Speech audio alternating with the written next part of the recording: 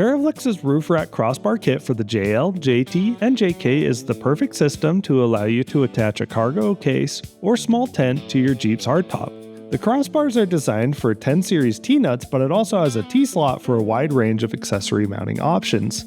The installation is very simple and begins by loosely attaching the T-nuts and accompanying bolts to the mounting bracket. We show this once, but there are 4 brackets total. Slide the bracket onto each end of the crossbars. Position the bracket a few inches from each end of the crossbar, and then tighten the bolts enough so that it won't slide off, but keep it loose enough that you can still adjust the bracket's position.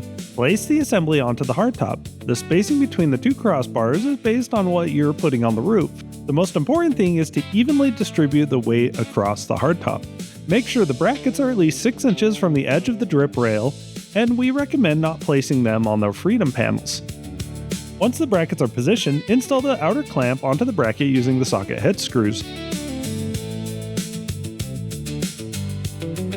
It's very important that you do not over-tighten, as over-tightening can damage the hardtop.